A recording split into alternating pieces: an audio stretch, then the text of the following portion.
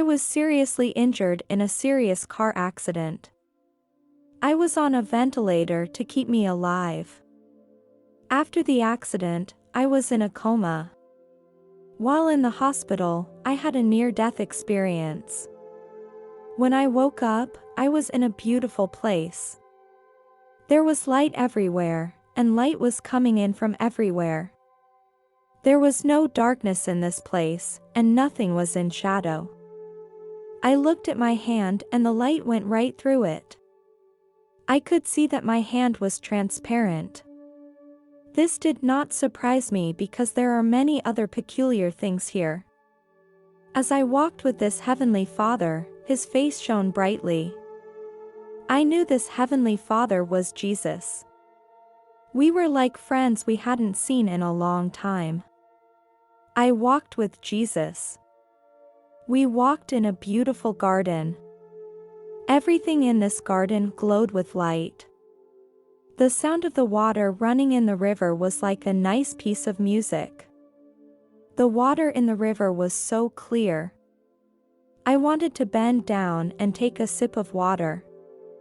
When I used my hand to scoop up the water went straight through my hand.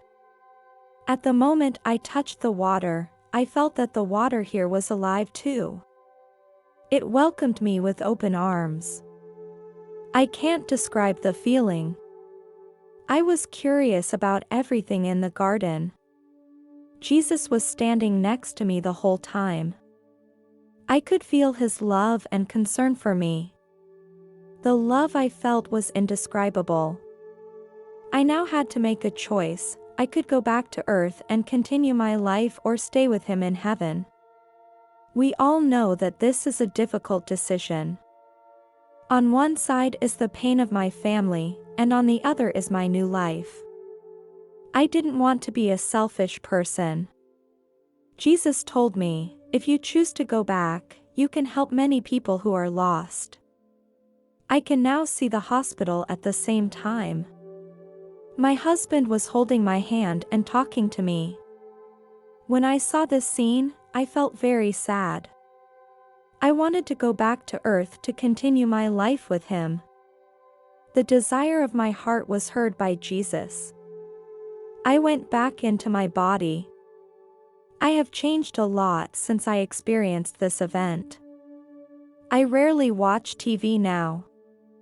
I now prefer to listen to some soothing music.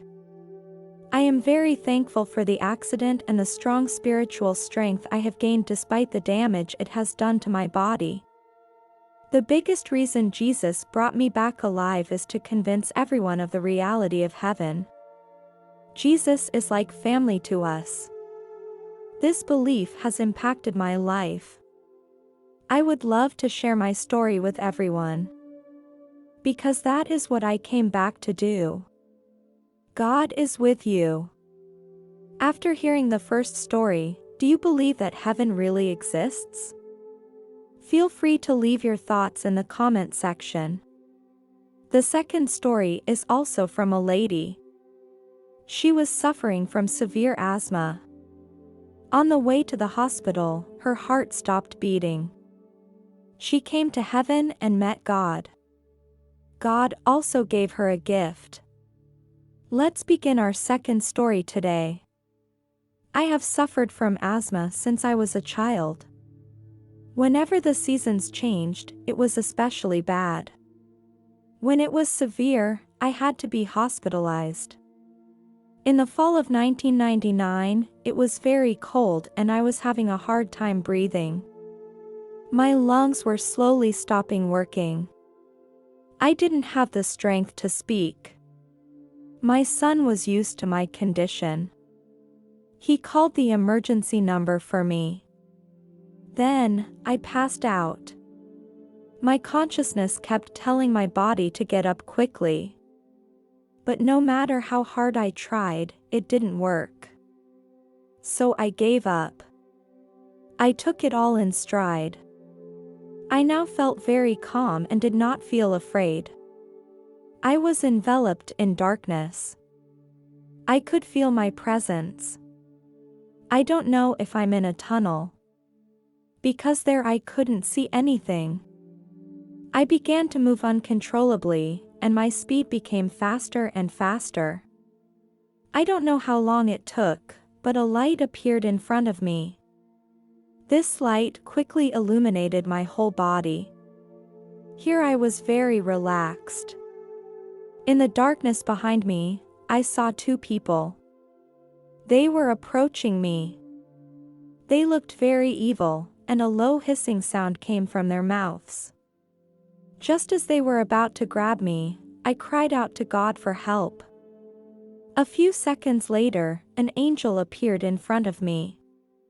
When the bad guys saw the angel, they panicked and hid in the darkness. This angel was very tall. He looked very strong.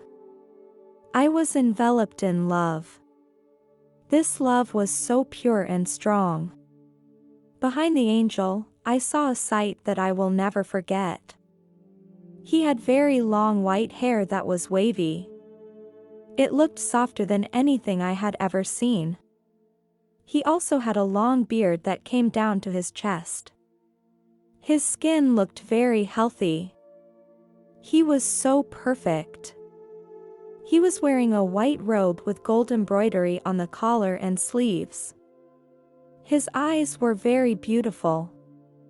I don't know how to describe the color of his eyes. I had never seen this color before. When I looked into his eyes, all the secrets of the universe were revealed to me. At the moment I looked into his eyes, I knew he was God. He said to me, "You still have 2 tasks left to complete, and you cannot return here yet." Then, 2 angels appeared. They were wearing similar costumes. They said, "Don't worry, we will escort you back and no one will hurt you." They led me through the universe. As we approached Earth, they disappeared. But I could feel their presence. To this day, I can still feel them right next to me. When I woke up again, I found myself lying in an ambulance. They had put me back in my body. I had a tube in my nose that went up to my chest. There was a rubber bag next to me, and someone was squeezing this bag over and over. He was helping me to regain my breath. I felt a wave of nausea and wanted to throw up a little. I grabbed the nurse's hand. The nurse was shocked. The nurse helped me reorient my head. I felt much better. When we arrived at the hospital, the doctor gave me a shot. Slowly, I regained my breath. The doctors were amazed. It felt like I was a miracle, because my heart had stopped beating. When I first came back, it was hard for me to adapt, because I was back in a cramped body. God told me that I still had a mission to accomplish, but I didn't know exactly what my mission was. Sometimes, I even envy the old people who are dying, because I know that there is a better life waiting for them. Just a better life in a different place. I miss that place so much. I want to go back. I think that's my real home.